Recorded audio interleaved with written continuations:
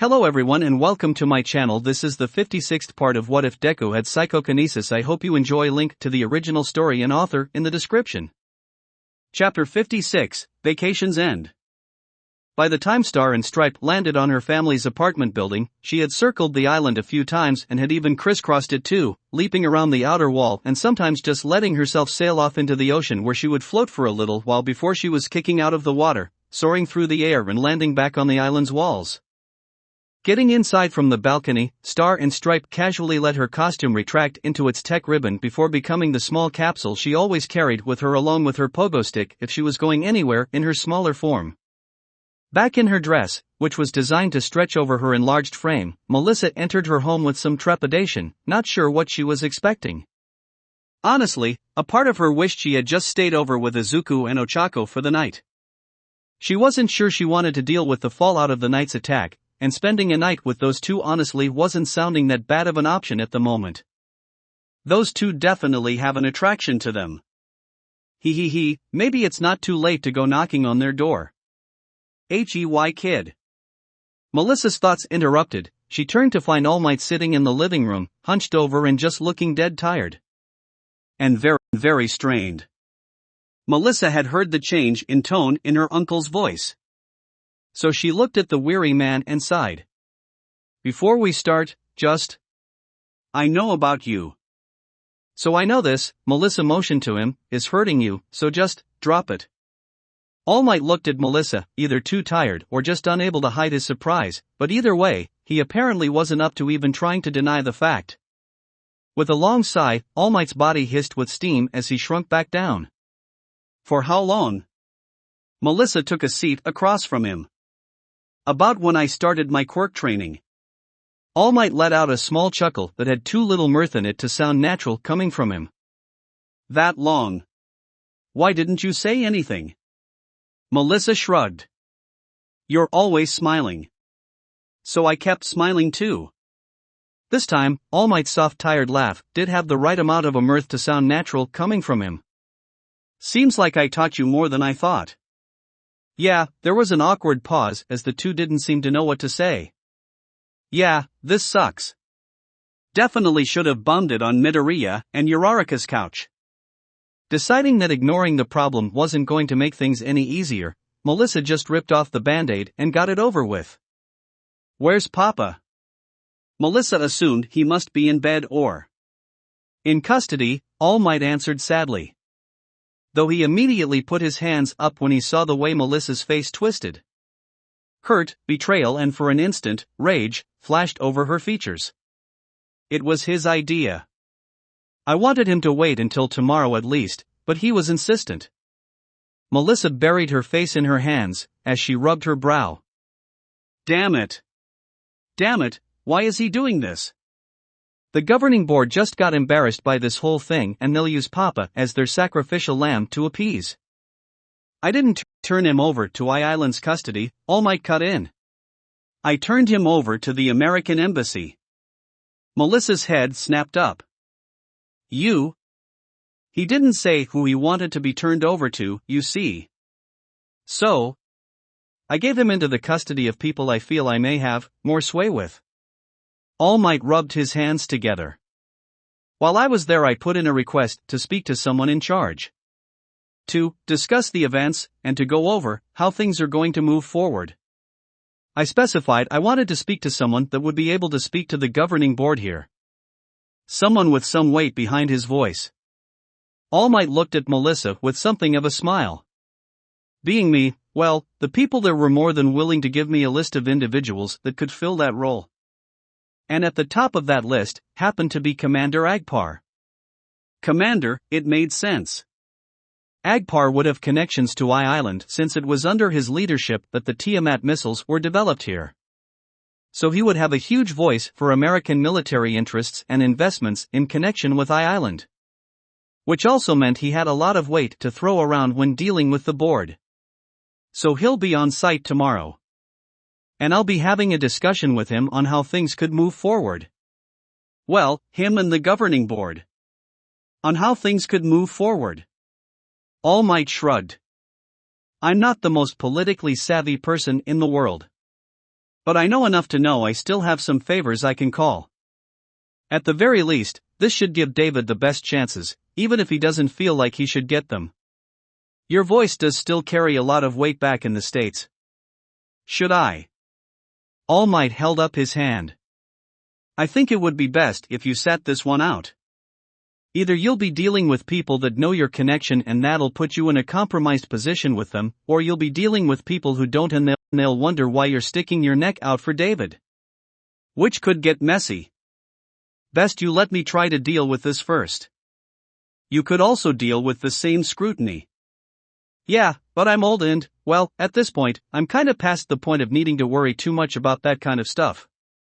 Since I'm, well, All Might motioned towards himself, I'm probably not going to be in a position where I have to worry about things much longer. Well, that put a bit of a damper on an already uncomfortably moist mood. All Might sighed and leaned forward. You should know, he didn't really talk about the things he did or why he did them that much with me.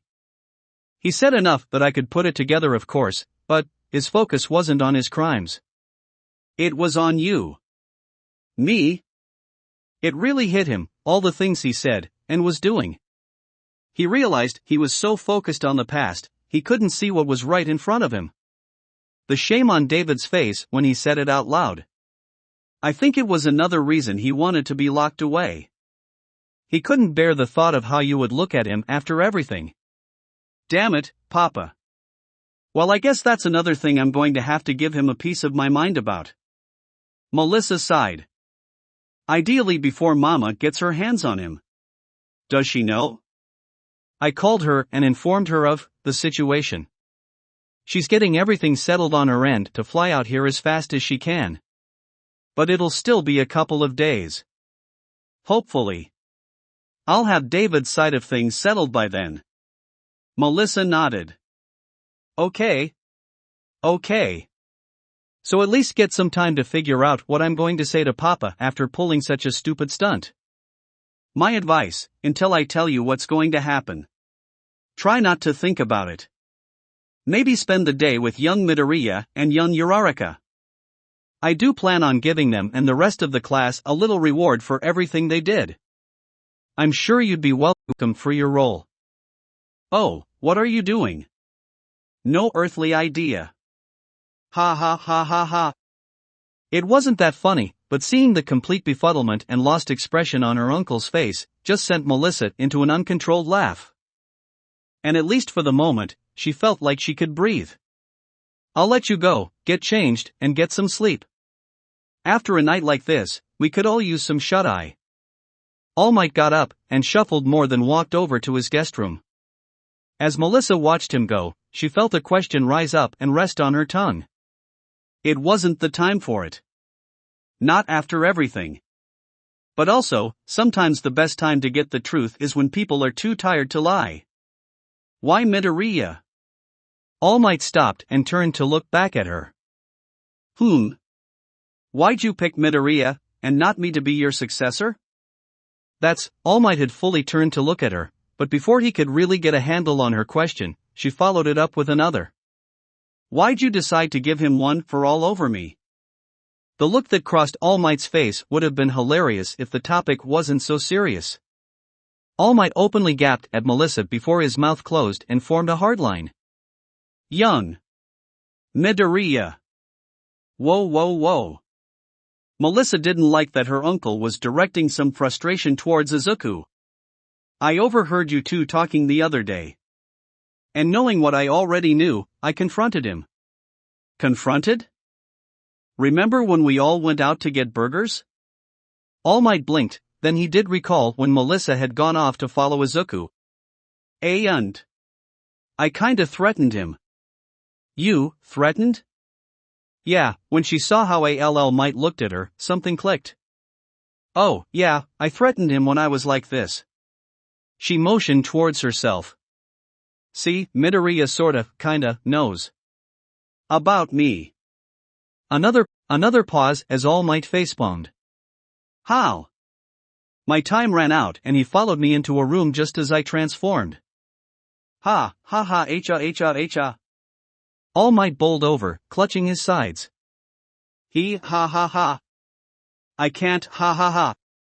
History doesn't repeat, but it rhymes. As he finally got his laughter under control, he asked, I imagine young Uraraka knows? Yup. That tracks. A brief summary of who knew what and how followed, and All Might was back in his chair as he absorbed everything. You know, suddenly a lot of stuff that happened tonight makes sense now. When you got knocked away, Melissa muttered something along the lines of cheap shot bitch villain, David screamed your name, and young Midoriya didn't bat an eye. Plus there was his whole speech. Now that I know he knew who you were. Yeah, that explains a lot. Melissa looked at her uncle. You're avoiding my question. I am. Yes, All Might said with a chuckle. Okay, All Might rubbed his hands together. Okay. Melissa waited, letting her uncle find his words. Before I answer. What are your thoughts about young Midoriya? Oh, he's perfect. A lot like you in some ways. Worse in some other ways. Better in a lot of ways, was Melissa's immediate answer. He's got my support, no questions asked. We're friends after all. Plus, I think Uraraka would actually try to kill me if I tried anything. The relief that crossed All Might's face, Melissa almost felt it like it was physical. That. Thank you. Having one person be so dead set against him was bad enough. If you followed his lead, I think it would break my old man's heart. Melissa's eyes narrowed. Wait. Wait. Wait. She held up her hand. Who would be so set against Midoriya? You remember my sidekick Sir Night-Eye? Yeah. Him. He has been training another young man with the intent to present him to me as the best possible choice for One for All. And, before he could, I met young Midoriya and, well, here we are. So, he's upset he's having to watch you give One for All to someone else? What a fucking cuck bitch. Blood sprayed out of All Might's mouth as he fell over hearing that kind of language from Melissa. Okay. You can never let your mother hear you say that. 1, she swears worse than that, and 2, am I wrong? You hanging around those jet jocks might be a mistake. You didn't answer me. All Might chose not to make eye contact. Anyway, you had a question you wanted me to answer. Melissa leaned forward, ready to hear him out. So, there were 2 factors that led to me deciding to look elsewhere for someone to pass on One for All. One was personal and the other was, well, it came from you directly. Wait, me? Do you recall a conversation we had a while back? This would have been about 2 years ago. You had just made your unplanned debut. Melissa frowned. I think? You were offering me a lot of advice on what I should do to capitalize on the wave of public interest I had garnered. All Might nodded. That's right. I was passing on my infinite wisdom. He ignored the small chuckle from Melissa and continued, but at the end, I asked you something. Melissa took a moment to think back, recalling that day. After her sudden debut, All Might had, like he had done so many times before when anything had happened to her, booked it over to come see her the very next day. She recalled all the advice. How he told her the best ways to endear herself to the public. To show the world that she had arrived. A few warnings on what kinds of products not to endorse. It was a lot, but he had offered everything he could think of to help her take the next step in her life. Lots and lots of advice and... Melissa's eyes widened. At the end. As she and All Might were walking back to his jet as he got ready to leave, he paused while there was no one around, and just looked at her. Thinking back, Melissa didn't think she had ever seen her uncle look at her like that. And he never had since. There was something in his eyes at that moment, like he was taking her measure. Weighing her. It had been only a few seconds, but Melissa could still remember it. Then All Might seemed to collect himself and asked, Melissa repeating the question out loud, what if I told you I might know a way that you could get even stronger than you are right now? Instantly. Would you be interested? Don't tell me you were talking about? All Might chuckled. I was. Melissa just gawked. I thought you were talking about Trigger or something. Some don't do drugs thing. That was your one-for-all pitch? I wanted to hear what you would say about the idea when it was broken down to its most simple idea. One for all is an instant power-up. I admit, at that time I hadn't really tried to think about passing one for all on. I was still in a bit of denial. So I hadn't really gotten a sales pitch put together. Took me a couple of years to figure it out so I could pitch it to young Midoriya.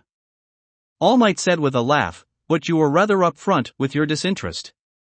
Melissa's cheeks burned. I think you said something like, why would I want to take some shortcut when I'm already the queen of wrecking villain shit? Oh God, please don't remind me of how cringy I was as a kid. Melissa wanted to die right then and there. 14-year-old her was the worst.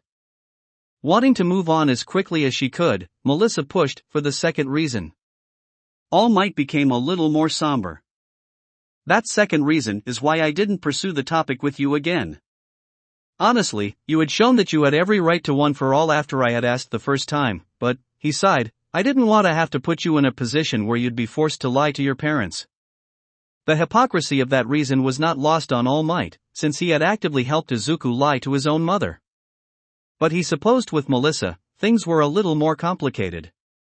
He was part of things where Melissa was concerned. So it made things messy.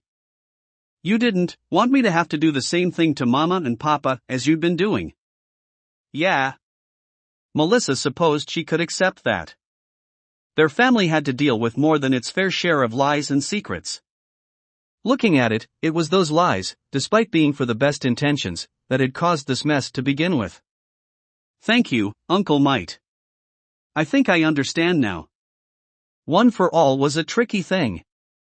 It seemed to be fraught with many dangers, and that was before you even considered the villains and history of it.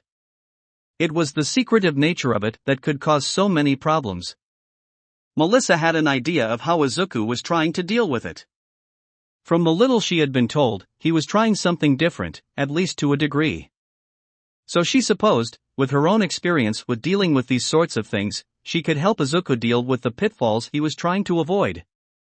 She had meant it when she had said that Izuku had her full support. And now she was starting to realize just what that all might mean. Secrets do have a way of coming out at the worst time for people like us, huh? Yeah, they do, don't they? It took Izuku a little while to figure out where he was and what he was doing. Even with it being his second night, waking up in the large bed was still a little confusing. This morning especially, since as he snuggled up, keeping his eyes closed to try and fall back into blissful sleep, he felt something warm pressed against himself. Slowly, Izuku pressed himself against the soft warmth, humming happily to himself. It took a few moments for it to sink in just who he was now spooning with. Cracking his eyes open, Izuku's vision was blocked by a messy tangle of bedhead hair. Smiling, Izuku squeezed his arms around Ochako a little tighter, pressing her back into his chest as he snuggled with her. Ochako's so pretty, Izuku pressed his face into the nape of her neck. So warm. He recalled that they had fallen asleep facing each other. But he wasn't going to complain about how they ended up. He pressed his lips against her neck and trailed a line of light feathery kisses up and down her neck and shoulder that wasn't covered by her tank top. A soft moan and the slight shift of her head to give Izuku more space to kiss, let Izuku know that he wasn't the only one that was awake. Izuku smiled and continued to give Ochako the most pleasant good morning he could. Soon the kisses started to get hotter, and when Izuku felt Ochako's fingers drag along his side, and she let out a soft but throaty moan as Izuku pressed a wet kiss against her, his tongue pushed past his lips and teased the spot he lightly sucked on. Slowly, Ochako began to roll over, pulling Izuku with her until she was laying on her back and Izuku was leaning over her, hands on either side of her head, sinking into the pillows. Good morning, Ochako whispered huskily, puckering her lips and welcoming more of Izuku's kisses. Of which Izuku was more than happy to give her. As Ochako got out of bed, Izuku rolled to his side and watched her walk around the room. She wasn't doing anything erotic or even particularly flirty, just washing her face and then getting herself a drink of water. But even still, Izuku's eyes were drawn to her. He just wanted to watch her, because this was his girlfriend and she was so beautiful. Best morning ever, he sighed wistfully. Ochako chuckled, leaning on her drawer. You won't hear any complaints from me. Opening it up, Ochako began looking for what she was going to wear. So, what do you want to do today? I mean, we should probably check on Melissa and All Might first, make sure they're both okay. After that, Ochako trailed off, looking over towards the bed and saw that Izuku was still looking at her. When she was about to start getting changed. Deku? Oh yeah, we should definitely check on them, Izuku replied. Ochako blinked, waiting for something to click, before a faint blush spread over her face, along with a smirk. Well, aren't you bold? Huh? Watching me change? You might make a girl think you're having less than honorable intentions, Deku. It took a second for that to sink in, but when it did, Izuku reverted to form so fast, you wouldn't have gotten him to jump and turn faster if you'd poured ice water on him. Oh my gosh. I'm sorry. Ochako started cackling, happy to see that her nervous goody-goody was still with her. Oh, don't worry so much, Deku. With a devilish smirk, Ochako pulled one of the straps over her shoulder down.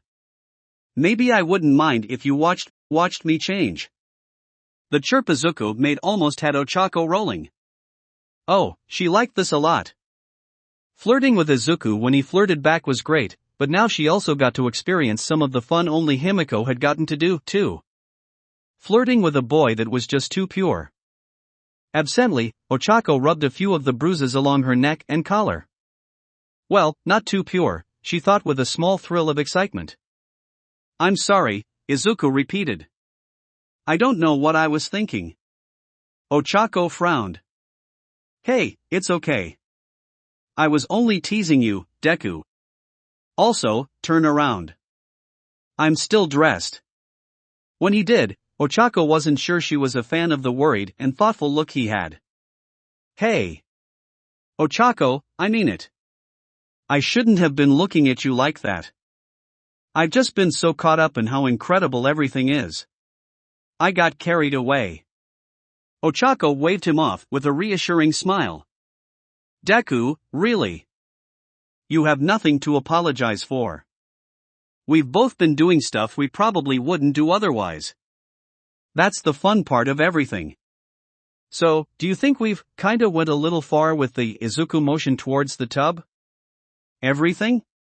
Oh, completely, Ochako confirmed immediately with pink rosy cheeks. But I don't think we did anything wrong. Ochako idly picked through her drawer as she looked for what she was going to change into for the day. If we were back home, no chance we'd be taking a bath together so soon, Deku. Izuku caught on to that wording.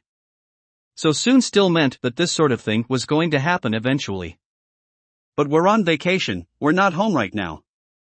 She smiled, her embarrassment and confidence fighting to control her expression.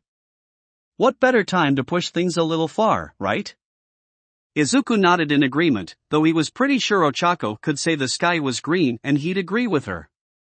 Still, he also got the sense that this new incredible thing they had could start to get away from them. They were on a train barreling down the tracks, and there was a chance that if stuff kept going, well, at what point is it too late to pull the brake to slow it down before catastrophe? I think we still should, maybe talk about us.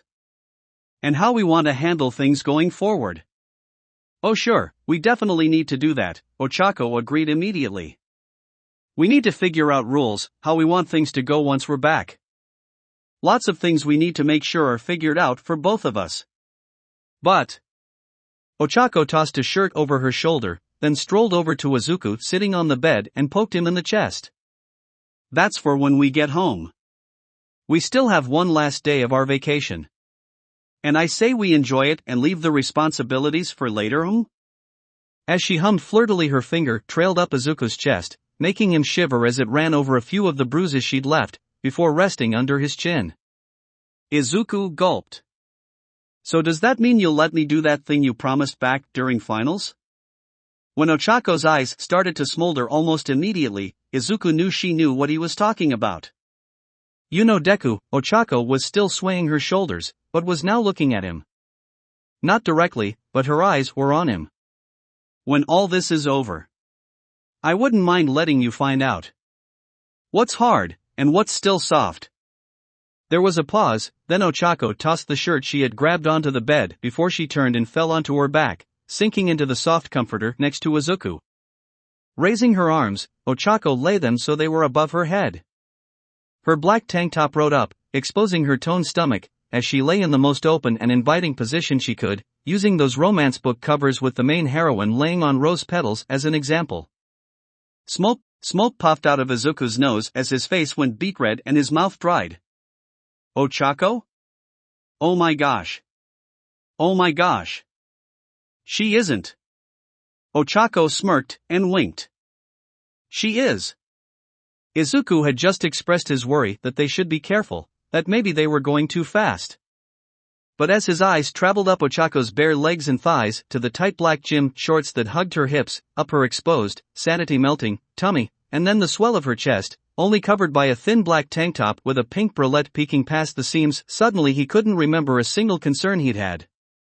The only thought in his mind now was what he was going to check first. Izuku's hands drifted, hovering over Ochako's form, then, as Ochako watched with giddy anticipation, Izuku's hands started to move down towards her uncovered and inviting thighs. Knock. Knock. Knock. There was a long pause as both Izuku and Ochako froze. Then, Ochako's face contorted into a soured frown. Izuku looked towards the door. Who knows about the room? Ochako sat up, looking pissed. The girls. I'm going to kill them. Maybe they'll go away if we knock. Knock. Knock. Gonna kill 'em. While Ochako marched to answer, Izuku was up and moving to hide from view of the door. She swung the door open, ready to tear into the unfortunate friend that had been insanely dumb enough to interrupt her about to get felt up. Ah. Good morning, young midder. Ha? Eh? Ochako stared up dumbly at All Might, who was looking down at her, with the same blank expression. All Might blinked, then looked down at his phone in his hand. I thought this was young Midoriya's room? Let's see, yes, 314. Ochako gulped. All Might confirmed the room number, then looked back at Ochako. And then there was silence between the two. Then suddenly, young Midoriya. All Might barked into the room. Right after there was a surprised eep from around the corner, and Ochako let her head fall against the doorframe. Shit. All Might pointed towards the sound, then at Ochako. Then back towards the sound, then at Ochako again. Oh no. Dread filled his voice. All Might paced back and forth as he was now forced to deal with a very serious and uncomfortable topic. Young Uraraka, young Midoriya, do you have any idea how much trouble you're both in? All Might asked, now that he had made his way into the room to confront both teens. All the while he tried his best not to raise his voice. He was not going to scream. And you young Uraraka. I thought we had an agreement. And here I find you sneaking into poor young Midoriya's room. Poor? Izuku asked, feeling like he should be offended by that. Our agreement was for the date, Ochako pointed out before looking at All Might evenly. And what trouble? For being in my own room? Over her initial shock, Ochako had taken a stance of defiance. Her touchy time got interrupted, so someone was going to pay. You might want to check the reservations you set up, before you start making accusations of who snuck into whose room. All Might had his phone out and was quickly scrolling through his emails. No, see I reserved. Oh, now that he was paying attention, he saw the issue. Oh. Ochako powered on. And before you start thinking about trying to punish either of us for what may or may not have happened last night. May or may not? All Might wasn't sure he liked that wording. Who do you think is going to get in more trouble with Mrs. Midoriya? All Might stared at Ochako blankly, then pulled at his collar. I'm not burning alone, old man. I might get the frying pan, but you'll get the whole fire. Izuku, back to sitting on the bed and watching the two, coughed. Just to be clear, we didn't, do anything wrong. All Might looked over at Izuku, an eyebrow raised, and crossed his arms. Young Midoriya. I'm well aware that neither of you hold me in the highest regards when it comes to my capabilities as a teacher. I freely admit I can be a bit scatterbrained. Izuku didn't make eye contact while Ochako just openly nodded. However, I'm not incapable of seeing what's so obviously in front of me. I've forgotten more about observing people than you've even begun to learn from Eraserhead. That got him a couple of confused looks. You don't get those kinds of bruises from a fight. Ochako chirped, realizing that neither her tank top or Izuku's loose t-shirt did much of anything to hide the many, many marks on their skin. And quite frankly, with all those love bites, I think I have to ask if young Toga isn't hiding out somewhere in this room. Because it looks like your necks, and then some, were the main course of a vampire social gathering. Ochako was suddenly on the back foot, and her hands were now covering her neck. Well.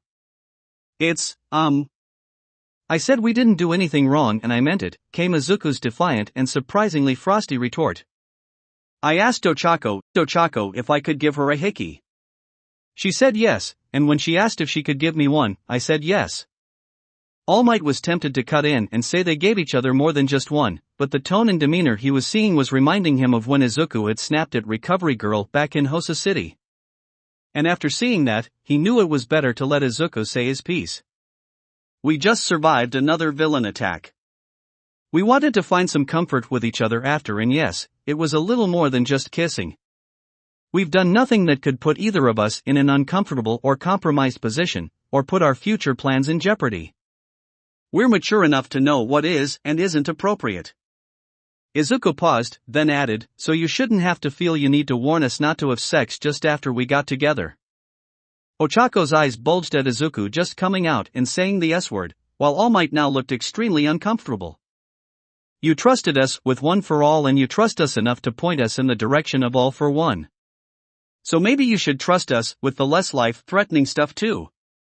Izuku glanced at Ochako, then at All Might, his face taking a stern edge that made both recall All Might's first meeting with Inko. So you shouldn't have to pull anyone aside again to tell them to behave.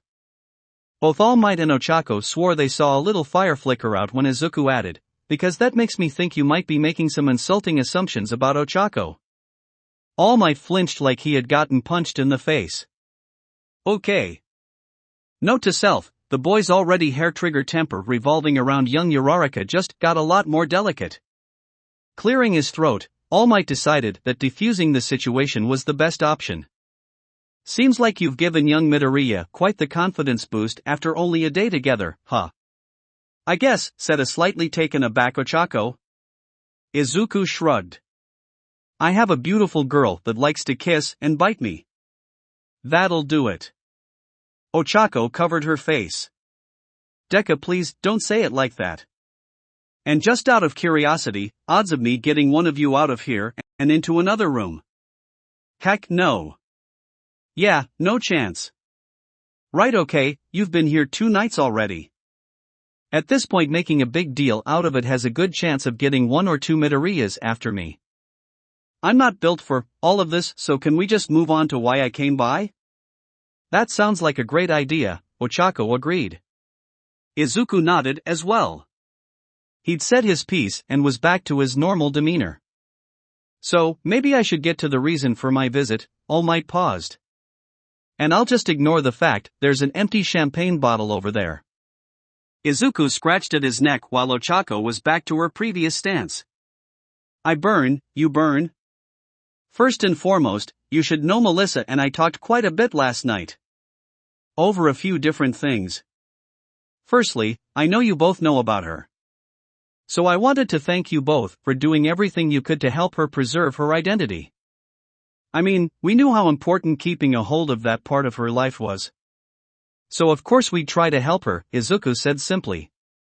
Ochako nodded along with that. I also know she knows about One for All. That got some nervous glances, but All Might put those worries to bed. I'm aware I had asked you not to tell her, but Melissa explained how she found out. So neither of you need to worry about me being upset. Both were glad for that. Aside from all that, I was hoping I could ask you two a small favor. You see, I'm going to be meeting with the authorities in a little bit to discuss what's to be done with David. The pair winced. Yeah. So while I'm doing that. Wait, who's with Melissa then? Izuku suddenly cut in. She's probably going with All Might as Star and Stripe to help deal with things, Deku. Actually no. I asked her to stay home since her coming might. All Might trailed off when Izuku and Ochako looked at him incredulously. You left her alone? After last night? Was Izuku's shocked and horrified response. What is wrong with you? How could you do that to her? Ochako asked, equally appalled at the idea that after what happened All Might would have the gall to do something so horrible. Wait. I came to ask you both to go hang out with her until I was done. Izuku was off the bed and looking through his drawers for something to wear while Ochako sighed in relief. Oh thank God, I thought you were suddenly a heartless jerk. We were planning on checking in on you both too, so this works out. Izuku paused, then asked, All Might, why not just call us so we could come over before you left? Ah. Yeah, that might have been the way to do this. Oh my God, Ochako groaned. Anyway. All Might could feel the respect leaving his protégés and he needed to get things back on track.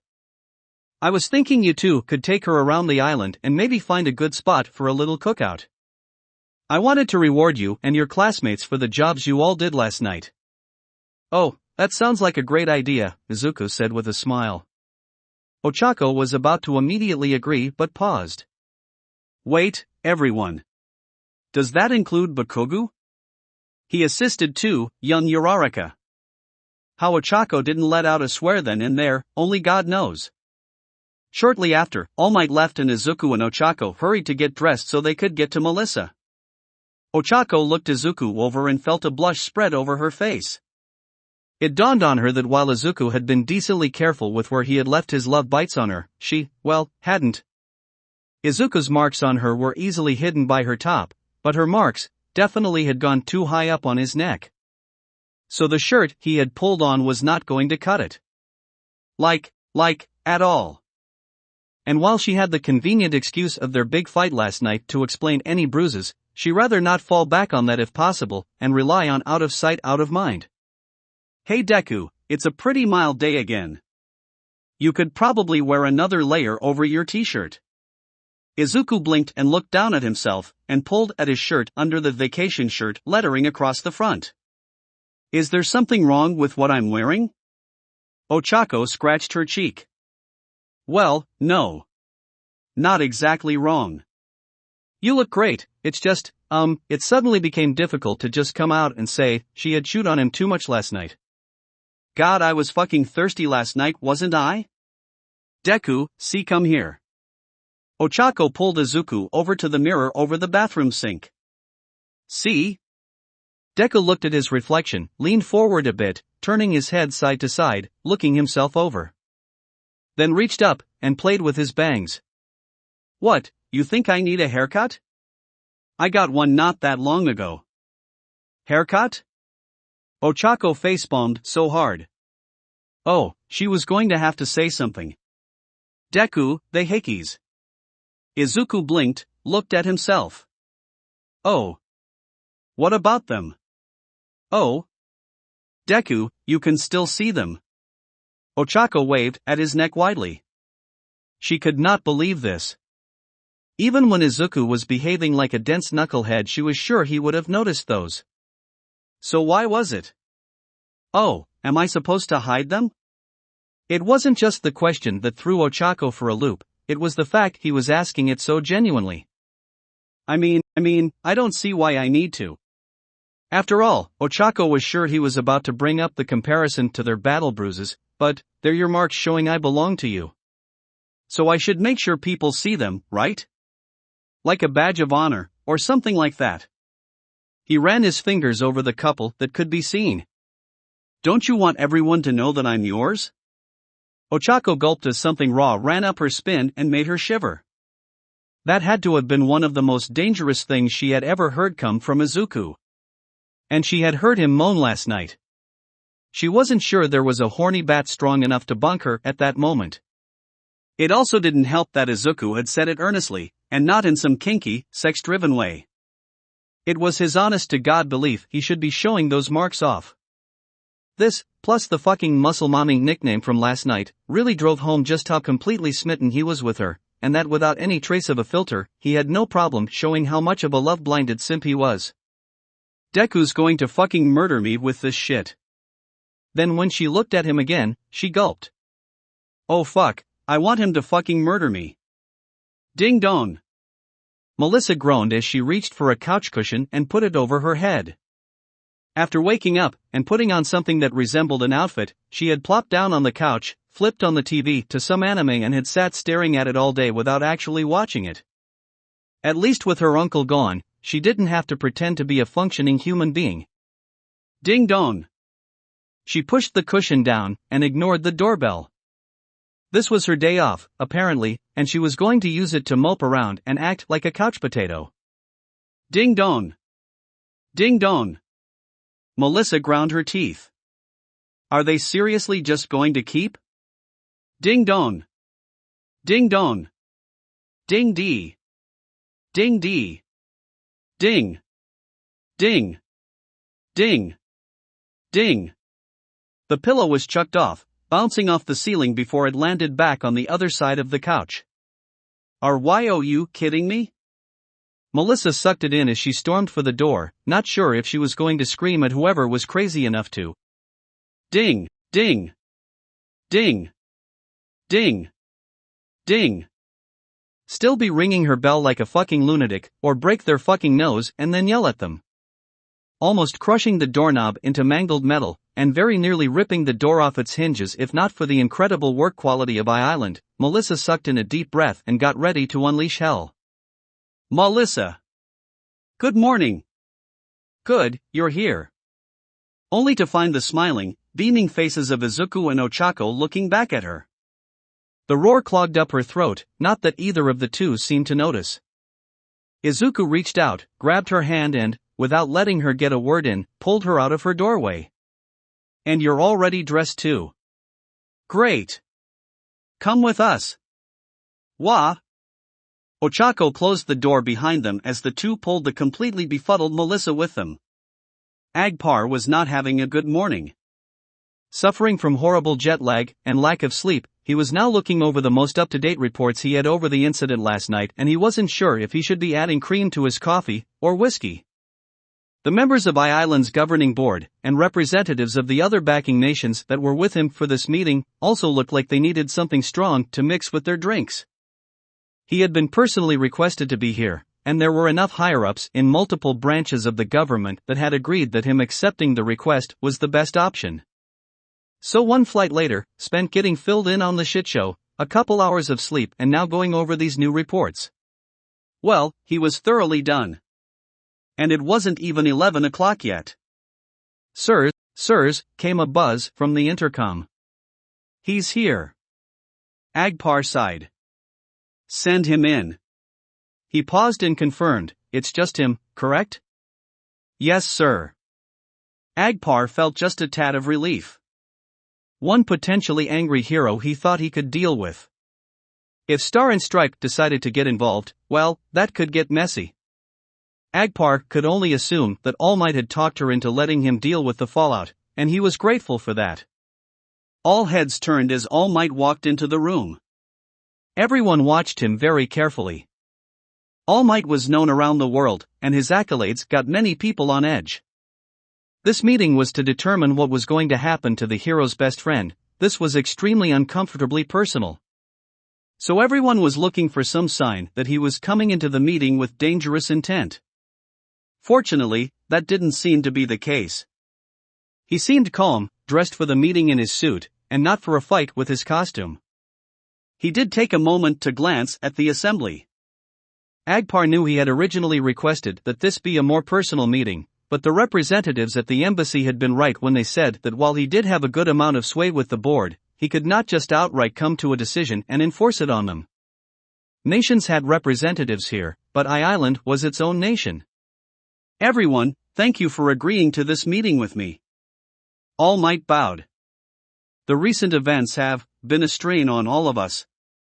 Your efforts to prevent the attack from escalating saved a great many people last night, and potentially many more if those villains had been able to escape with Mr. Shield's device, Agpar replied diplomatically. All Might nodded, then he seemed to wait. His eyes glanced over at the members of the governing board like he was waiting for them to say something. Maybe a snide remark that they were right to want to seal the device in the first place. Or maybe expressing their displeasure that he had gone around their authority by taking David to be held at the American embassy. But nothing came, and that visibly put him on edge. Please, All Might, take a seat. There is a lot to go over since you stopped the attack. Oh, All Might did not like the sound of that. Then perhaps it's best to start at the beginning. Though my understanding was, this meeting was to discuss what was going to be done with David considering how he was manipulated. Manipulated, one of the representatives repeated back. Not the most accurate way to describe Mr. Shield's involvement. All Might nodded as he sat down. Maybe not. But it could be the most palatable. For everyone. Agpar huffed. Someone's been taking notes on how to talk like a politician. All Might just shrugged, but noted that more than a few people were nodding and focusing on that word choice of his. No one is openly coming out against me? All Might expected pushback, expected harsh condemnation of his friend. The island's perfect reputation as a safe haven had just been tattered, and with the help of some of their own. All Might had expected the board to be screaming for David's head. So why aren't they? With All Might sitting at the table with everyone else, Agpar flipped through his notes. For the records, let's start at the beginning with what we know. I find that's the best way to make sure everyone has a clear picture of the situation. Murmurs of agreement from all around let him know he was good to start. Some weeks ago, Mr. Shield was brought before the governing board to go over his most recent invention, a device that could enhance a person's quirk to unrealized heights without there being any damage to their body. The potential damage that such an invention could do to the world's stability was deemed too great, so the board elected to have the device and everything related to it stored away. During this time, board members noted that Mr. Shield argued intensely against this decision, becoming visibly agitated when his initial pleading was dismissed. Some members were alarmed by the ferocity, then eventual despondency, that came over Mr. Shield. Since having an invention or work sealed away could be devastating, his actions seemed to go well above the normal arguments to prevent such a move. A quote from one member, "It's almost like he had some unknown personal investment in the device." Agpar paused. One might infer that he planned on selling the device to individuals or governments that would fall outside his normal customer base. Though, Agpar continued, while he took extreme measures to get his work back, it was clearly never meant to fall into the hands of villains. But that doesn't answer who this device was for.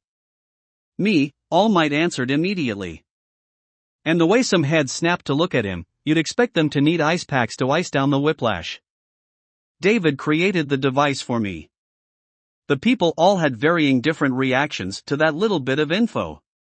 Shock, sure, but also confusion and then, some fear.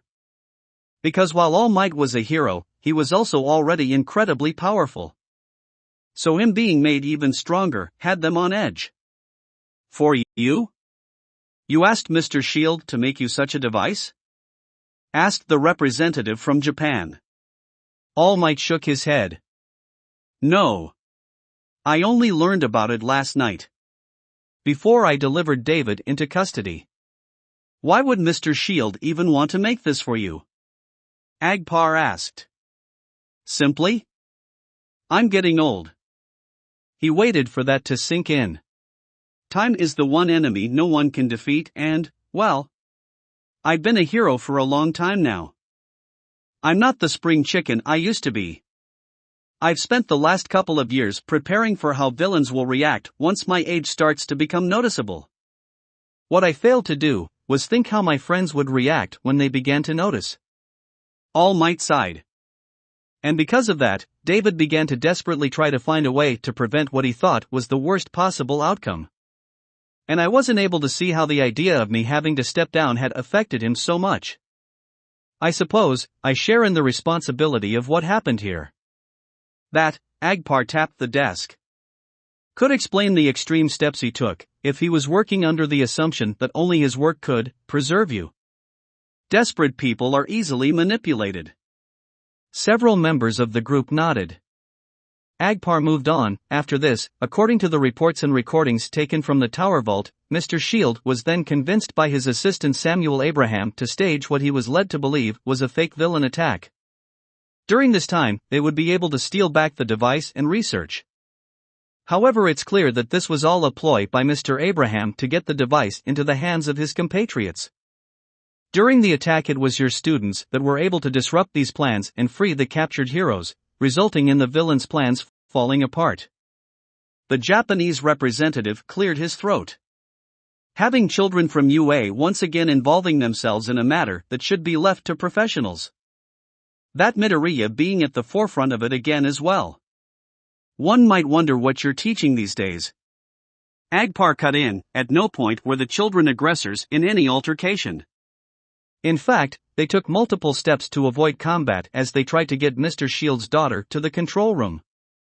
As it stands, I see no reason why they need to be brought up during this meeting. Turning his attention back to All Might, Agpar asked, before you brought Mr. Shield in, you said you two talked. It's how you learned about why he made the device. Did he tell you anything about the villains? Or Mr. Abraham's connection to them? All Might frowned.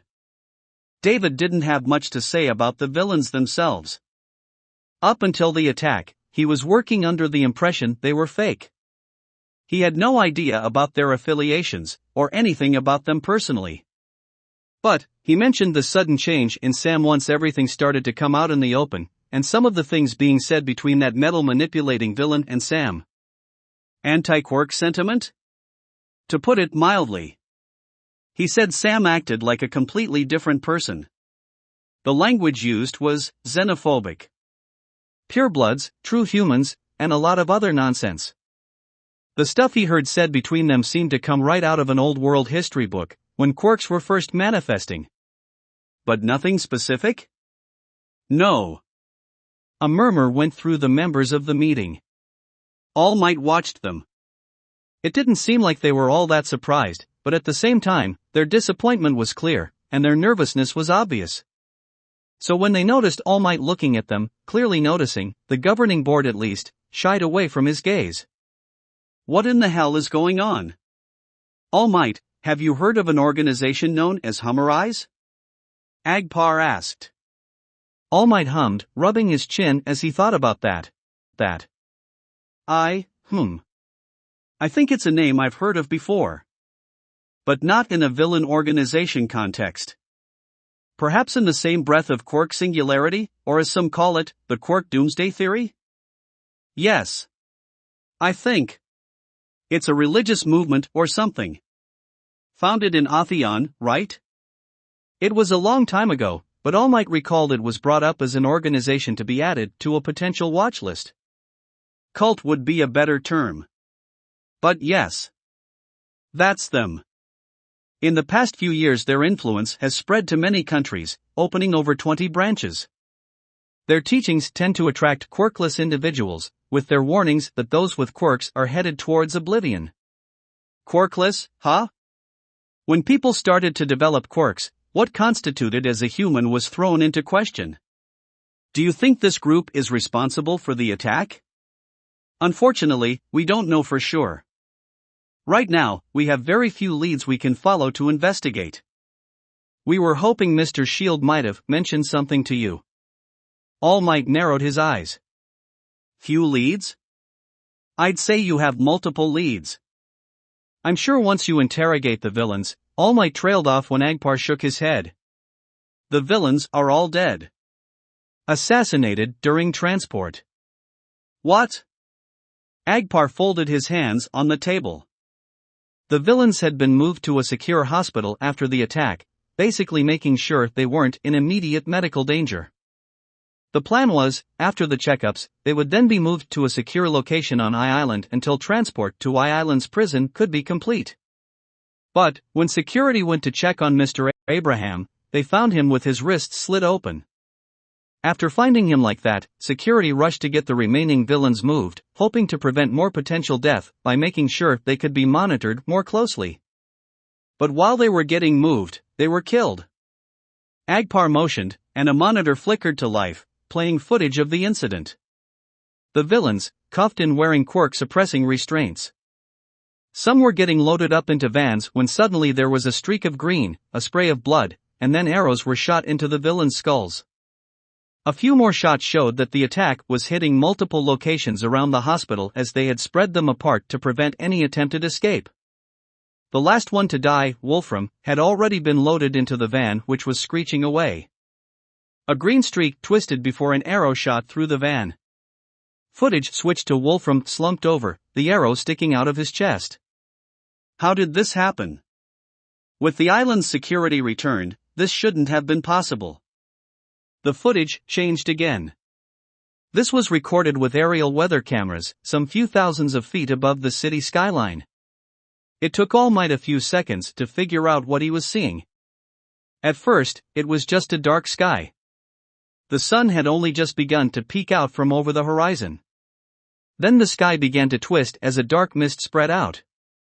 All Might instantly recognized what that was. Kirogiri. While the villain himself didn't materialize, someone did come out of the dark warp. A woman, wearing a green hooded cape and a gray sleeveless combat suit. The woman fell out of the warp, but only a few feet. Soon, she was floating up in the sky.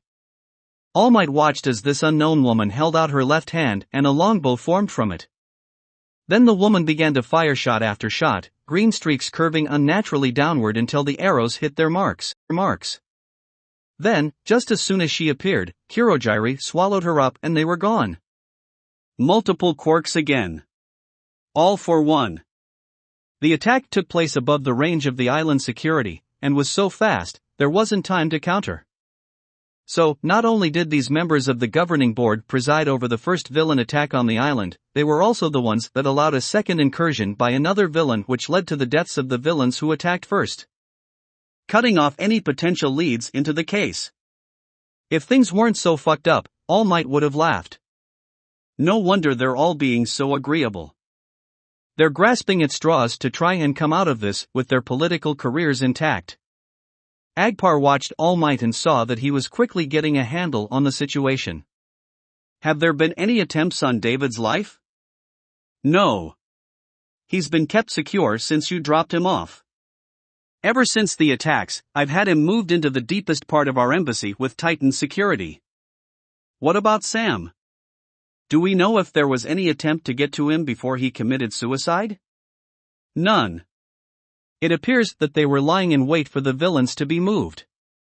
But since neither Mr. Shield or Mr. Abraham were ever taken into the open, no attempts on their lives were made.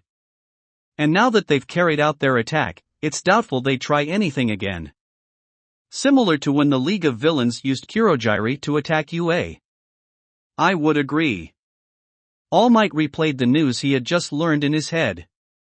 As he did, something odd poked out at him.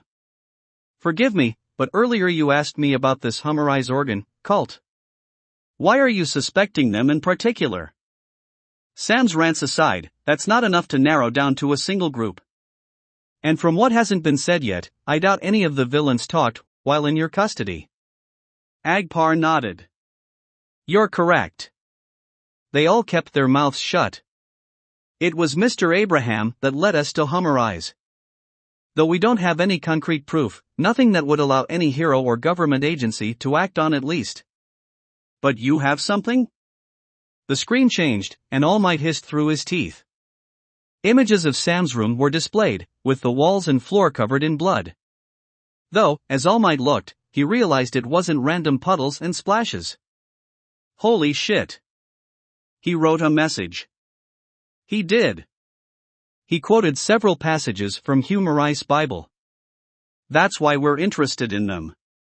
Soon the curse that has infected mankind will be purged. God's judgment will be a dark cloud of retribution, as the false men will die by the very curse they spread and propagate amongst themselves. Well, that's ominous. All Might was aware of the theory that at one point quirks would be mixed up and become too strong for a human body to handle them. What he just read sounded like someone took that and tried to make it theatrical. So, a Bible passage. It's enough to at the very least give the cult a little scrutiny, but not enough to actually do anything. Unfortunately, if there is anything going on, we'll have to wait until they make another move. All Might agreed. There wasn't much to be gained now that all the leads were dead. So now that he was completely caught up on everything, he decided it was time to address the issue he was here to address. I would like to talk about David. And what's going to happen to him? You stated that Mr. Shield was manipulated, but at the end of the day, he was an active participant in an attack that had several heroes and security personnel assaulted, caused damage to one of I-Island's key facilities, and potentially put the lives of civilians in jeopardy. Agpar spread his hands out. Mr. Shield is going to have to face justice.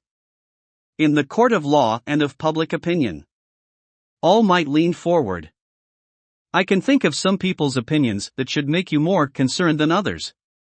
That went over everyone's heads except Agpar's. Melissa, David's daughter, and the current #1 hero of his country, would probably not take the news well if anything happened to her father. And it's like I said, manipulated could be the best way to swing this. A man at his lowest point tricked, then forced to help a group of villains after he's betrayed by his closest assistant. All Might then glanced at the members of the board. Plus, you might be able to swing it so the board's connection to this whole mess doesn't get them all recalled and voted out. It was interesting to see the board members react to this. Clearly they had been worried about how letting the villains get killed was going to look for them.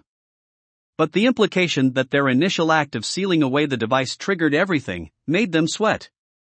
The representatives from the other nations were less moved, though they didn't seem like they were outright against the idea. Agpar rubbed his thick whiskers.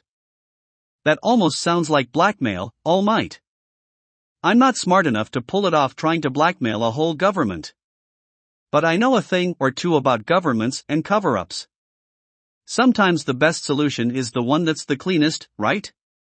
I'd have to imagine that if things become disrupted here, more than they already are, with investigations and scandals and recall, that might make companies think about moving away. Less companies could lead to work and study shortages, and anything that, say, other governments are having built here could end up getting delayed or maybe even suspended indefinitely until things calm down. All Might watched the government representatives and saw a few flinches. Agpar chuckled. Not smart enough, huh? Right now, things are already starting to return to normal. It says something about the human condition with how quickly people will work to pretend things didn't happen, even if something abnormal has just occurred. But, one too many blows to that security, or one big change, and those same people will demand accountability. Agpar leaned back into his chair. He can't just be let off scot-free, despite everything and how some of us might personally feel. Mr. Shield facing no punishment would be a miscarriage of justice. All Might nodded solemnly. He knew that, and he knew that Melissa did too. But, I agree that while he worked to steal tech, none of this was supposed to happen. These events spiraled in a way because they were planned by people with malicious intent. All for One's name wasn't said, but those that knew. Wolfram had multiple quirks. That isn't something that happens naturally. I will work for a house arrest of sorts. I think the members of the board will agree that this could be the least complicated answer. The board members whispered amongst themselves, but in the end, they seemed to be behind the general idea. To facilitate some of the requirements I'm sure will be imposed on him, it may be wise that he be moved off I-Island for this duration. If no one opposes the idea, Mr. Shield will be returned home to the States, where he'll serve out his punishment. It seemed like, at least the general idea, was agreed upon by the group. All Might was sure the finer details would be hammered out, as well as an official story for everything. But at the very least, he wasn't going to have to face Melissa and tell her that her father was going to get locked away. No, he was going to get sent home, and potentially into the clutches of his wife Zuri. All Might was pretty sure he wanted to be back in Japan when that happened. Odds are he'd get dragged into whatever punishment the woman cooked up. And honestly, with how All Might's connection to everything affected how David ended up in the situation he was in now, All Might wasn't sure he didn't deserve some of Zuri's wrath. "Oh my god!" was Melissa's scandalized gasp as she started pulling on Izuku's shirt collar, openly gawking as she peered down his front. "Look at all of them!" Izuku was beaming with pride as he did what he was sure any sensible and smitten boyfriend would do, bragging like crazy at how thirsty his girlfriend was last night. "Ochako let me give her one, and then when it was her turn, about half of those were her first go." Holy! Melissa's face was almost down Izuku's shirt. "She was all over your chest. I thought she just got your neck." "Nope. She used me like a chew toy." Above them, Ochako wailed.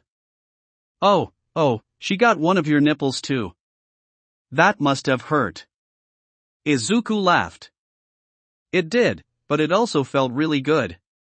"Is that normal?" Another wail. "From my experience with pinching myself, yes. It's totally normal." Melissa quickly moved on before that could sink in. "Okay, how far down did she go?" Melissa pulled her head back and was now pulling up Izuku's shirt. Melissa. "Ah, she didn't quite reach your belly button." Izuku scratched his head. "Yeah, to do that I'd need to be sitting on the jacuzzi's ledge, and we both felt that the position we'd be in could be a bit much." "She did, or you did?" Melissa asked, a naughty knowing smirk on her face as she glanced up while Izuku put his shirt back on. "Well, I said that it kind of felt a little much if she was." Melissa flashed Izuku a thumbs up. "Good man.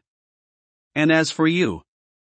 Melissa turned her attention back to Ochako, pulling on the ribbon she had attached to the girl's ankle as she started floating away.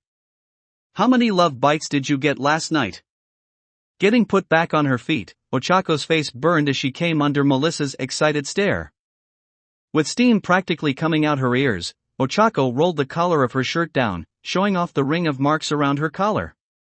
Then as Melissa whistled, Ochako just got it over with and pulled the collar out, so Melissa could see everything. Melissa leaned in, getting a good look. Damn, he must have been sucking pretty hard on a few of these. Melissa noted that Izuku's marks didn't go down anywhere near as far as Ochako's. She could tell where the top of the towel Ochako had been wearing sat. "How'd it feel?" Melissa asked with a mischievous grin. Ochako gulped, letting her shirt go. "Really good." Behind the two, Izuku pumped his fist into the air. "Yes." Both turned to look at him before bursting out laughing. "Oh my god, that's too much." Izuku crossed his arms. "I will not apologize for celebrating making Ochako feel good." "Damn." Melissa smirked, then leaned over to whisper into Ochako's ear. "You're in so much trouble once you guys start getting serious." Ochako nodded, her face very, very red. "You know, you're lucky. I know you got Midoriya all to yourself. Otherwise, with the way you two have been acting, you two just suddenly showing up to my door and kidnapping me might make a young impressionable girl like myself think you were taking me to do all sorts of things to spice up your vacation." While Izuku started stammering at the implications, Ochako chuckled. "See, you say that, but you haven't met Toga yet. She would have very strong words if we suddenly brought another blonde into our lives. There would definitely be some stabbing." Melissa blinked and looked over towards Izuku to see if there was some context she could get from him, only to find him turned away, hand over his mouth as he tried not to laugh so hard. "Wait, so is she like you guys' girlfriend or something?" Ochako tapped her chin. "We would definitely have the It's Complicated box checked on our social media pages." Toga's Izuku, having himself back under control, searched for the best way to describe what they were with Himiko. "Complicated. The person or the relationship?" "Yes," Izuku said with a nod. "That. But she's also special to us. And we'll need to let her know that. In actual words. She knows we care, but saying it is important." "Completely," Ochako agreed. Also Sue, who's another good friend of ours, totally has the hots for her. Sue, she shrugged. Complicated, Melissa finished. Yeah. Ha. Ochako smirked playfully. So you'd have to settle for concubine if you want us to whisk you away. Oh, I don't mind that at all. Melissa smirked back, just as playfully. The blush that spread across both Izuku and Ochako's faces brought a very smug smile to Melissa's lips. You two do have one more night here. I'm just saying, you're the two that suddenly swooped into my life, found out my secret and then went about being two of the most incredible people I'd ever met. You don't get to be surprised by me being a little crushy. For the next few minutes, Melissa found herself in the unfortunate situation of worrying that she may need to find a pond to toss Izuku in case he caught fire with all the smoke pouring out of him, and holding onto Ochako's ankle for dear life as the slightest breeze threatened to blow the weightless girl away.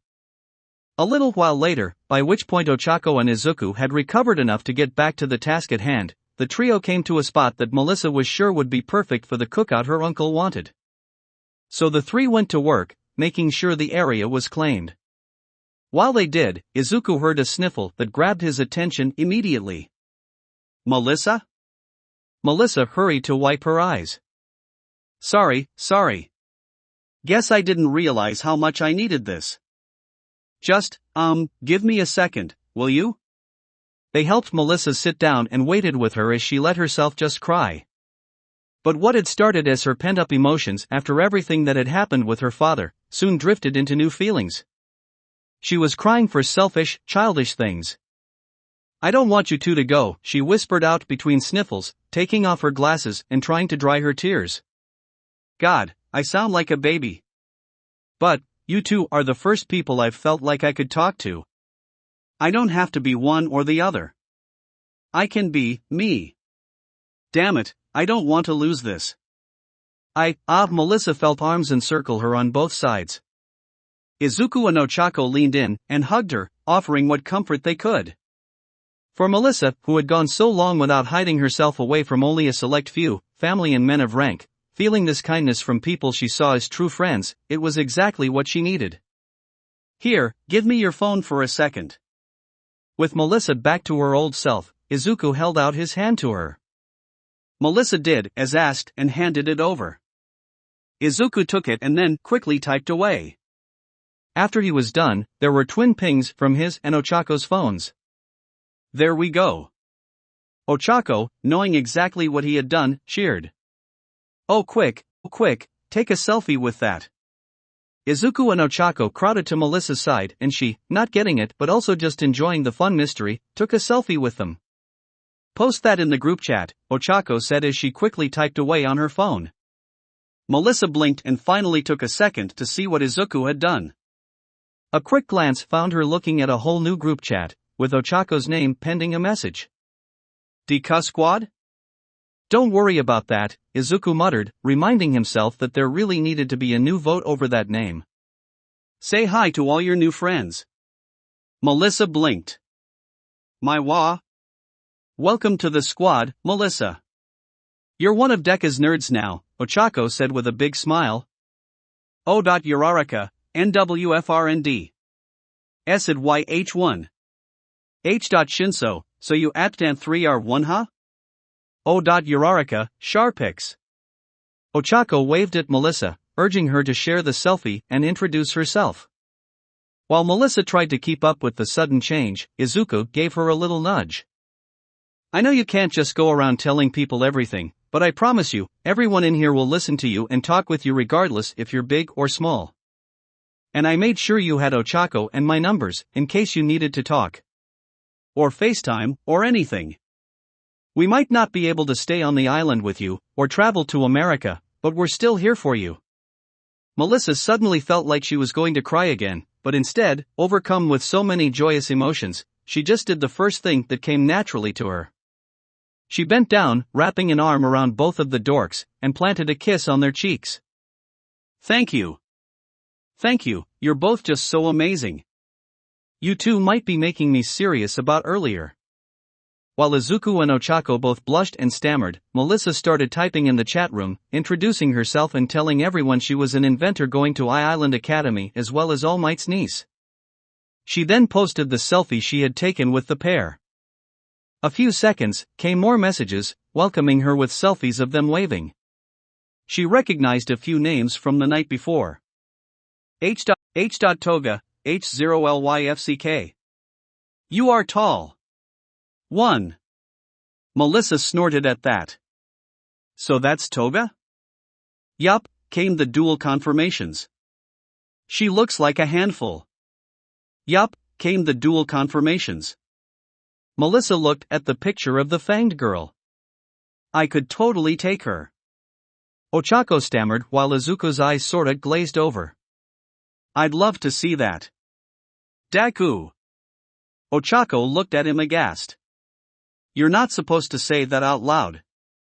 She then covered her mouth, since that could imply she had been having similar ideas. Melissa smirked teasingly. Good to know you're both on board.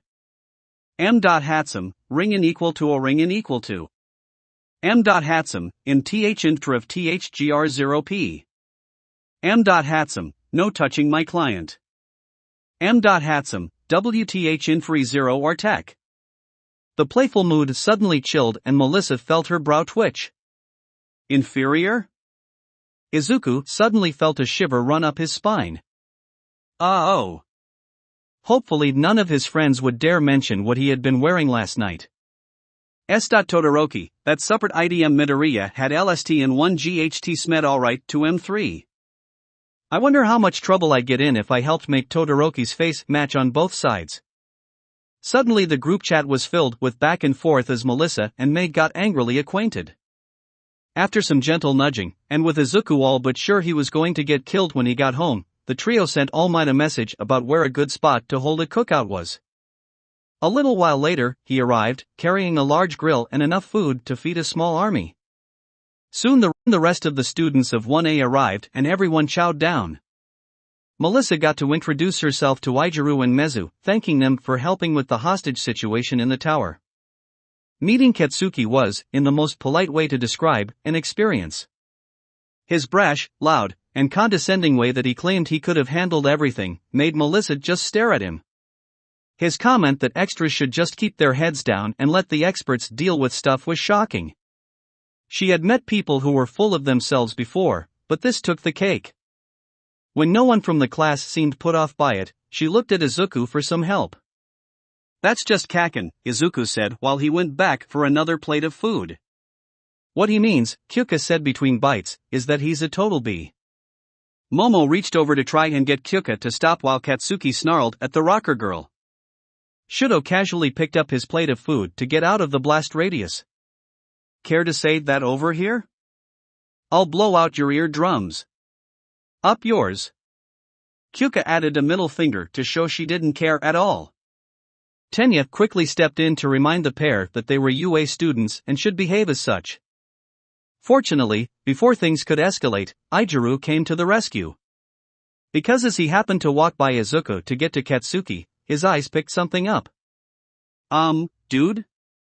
What happened to your neck? When Mina's head whipped around, and Ochako saw the look in her eyes, she knew she was screwed. As the sun set and everyone went back to their hotels, All Might finally had a moment where he could talk with Melissa about her father. Izuku and Ochako offered to head off as well, but Melissa said it was fine. The relief that spread over her when All Might summed everything up was evident. She almost lost her concentration and transformed right then and there. Back in their hotel room, Izuku and Ochako spent some time making sure everything they needed was packed up and ready for their flight home in the morning. Once that was done, Izuku clapped his hands together. So, what do you want to do for our last night? Ochako leapt into his arms, wrapping her arms and legs around him as they tumbled back into the bed. Ochako didn't even bother with a teasing, what do you think? Instead, she picked up where they had left off the night before, kissing Izuku deeply, hotly and eagerly. When she pulled back, she smirked at the dazed smile on Izuku's face. That was a look she'd never get tired of. Leaning in, Ochako's lips pressed into the sensitive skin behind Izuku's ear, peppering the spot with soft kisses, which made her boyfriend squirm. Between kisses, Ochako's hot breath tickled Izuku's ear as she asked, "Sharing a room like this? Sharing a bed? I could really get used to this." "How about you?" Ochako playfully closed her lips on his earlobe. "Izuku?" She loved the shudder she felt from him. She loved the way his arms wrapped around her waist even more. It meant that pretty soon, Izuku was going to play too. "You know what I think?" Izuku asked as he pulled her back so he could see her face. I think we need to start figuring out excuses to hang out at your place now." This time, it was Ochako's turn to shudder as she gave that idea some thought. That or because Izuku had pulled her into another kiss, and was gently sucking on her lower lip, looking for her to open up and let him in. Ochako's tongue running along his lips was her enthusiastic invitation. Melissa watched the plane until it vanished into the sky. Even after her new friends and uncle were out of sight, she stood and just looked off into nothing. A lot of stuff had happened, and there were about to be some changes. With her father getting moved back to the States, Melissa would definitely be finishing any school work online. There just wasn't any reason why she'd need to come to Island now. But there was most certainly something for her somewhere else. Uncle might spend time abroad, no reason why Star and Stripe can't do the same. The assignment has been completed. I see. The loss is unfortunate. But the weapon has been destroyed. And after seeing the threat it is, I doubt any nation will want to see it surface. What of David Shield? He was being held in the American embassy and was being kept under close watch even before I made my move. As of now, getting to Shield will be all but impossible. Unfortunately, Samuel Abraham also took his own life before I was able to silence him. And it appears he chose to leave a message behind before he died. On the other end of the speakerphone, there was a sigh. Not exactly sad by any means, but a resigned one that came from a man accepting some unfortunate news. Shield's free life is now at an end. While he may still live, he will rot never knowing freedom again. Sam, his end is a shame. He was loyal to the cause. I hoped that after having to spend so long mingling with the corrupt and sick that he would have the prodigal return he deserved. It seems his devotion caused him to make some unfortunate choices at the end. This may end up being an issue, but as we move closer to our chosen day, we expected that more eyes would be upon us regardless. If there is nothing else, I would say our transaction is completed. You are of course welcome to join us. Our cause welcomes all that are willing. And your abilities would be a great benefit to us. And there was a pause. If you are with us, you would be spared the coming judgment that will befall all those tainted.